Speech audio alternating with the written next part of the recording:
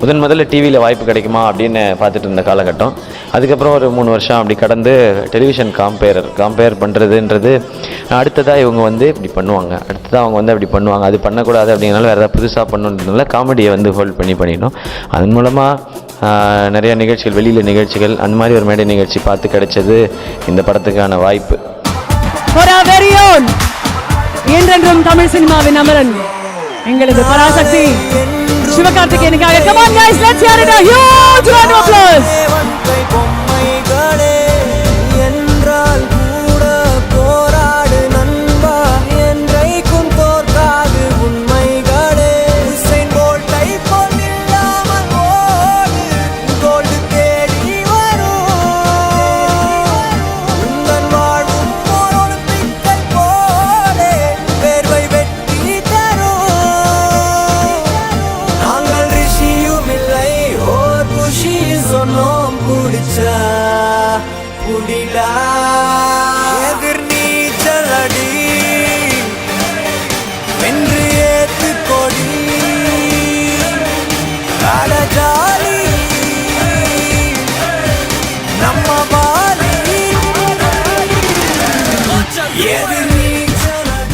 எல்லாருக்கும் வணக்கம். மேடையில் இருக்க பெரியவங்களுக்கும், இந்த நிகழ்ச்சிக்கு வந்திருக்க பெரியவங்களுக்கும், இசை ரசிகர்களுக்கும், நாமுத்துக்குமார் அப்படின்ற மிகப்பெரிய கலைஞனின் ரசிகர்கள் எல்லாருக்கும் என்னுடைய வணக்கம்.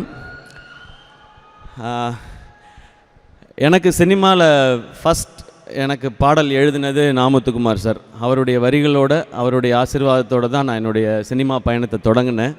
அதுதான் எனக்கும் அவருக்கும் சினிமாவுக்கு வந்த பிறகு இருக்கிற கனெக்ஷன். நான் அவரோட ஒரு 4-5 பாடல்கள் தான் என்னுடைய படங்களில் அவங்க எழுதுகிற வாய்ப்பு எனக்கு கிடச்சிது. ஆனால் அதில் ரொம்ப முக்கியமான பாட்டு எனக்கு அப்பா ரொம்ப பிடிக்கும், எல்லாருக்குமே தான். தெய்வங்கள் எல்லாம் தோற்றே போகும் அப்படின்ற அந்த பாடல் காலத்துக்கும் நிற்கிற மாதிரி ஒரு பாடலை எனக்கு பரிசாக கொடுத்து என்னை ப்ளெஸ் பண்ணிட்டு போயிருக்காங்கன்னு நினைக்கிறேன்.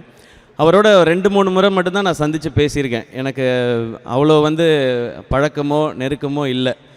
ஆனால் ஒரு பாடலாசிரியராக அவருடைய வரிகளுக்கும் எனக்கும் ஒரு பெரிய நட்பு உண்டு. நான் காலேஜ் படித்த டைமில் தான் நாமுத்துக்குமார் சாரோட அந்த பீக் லிரிக்ஸ், அந்த டைம் யுவன் சங்கர் ராஜா சாரோட சேர்ந்து அவங்க பண்ண பாடல்கள்,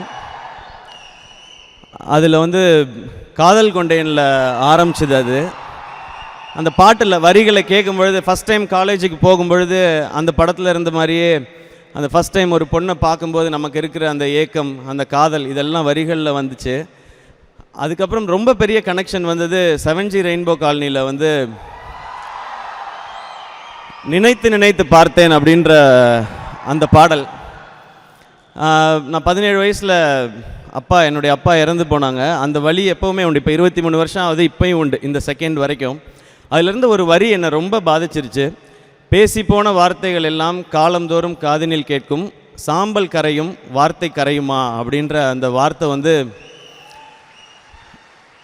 எனக்குள்ளே இருக்கிற வழியை எங்கேயோ உட்காந்து ஒரு கவிஞர் அழகாக இதை வரியாக மாற்றிட்டாரேன்னு சொல்லி அன்னையிலேருந்து அவர் மேலே ஒரு பெரிய மரியாதை,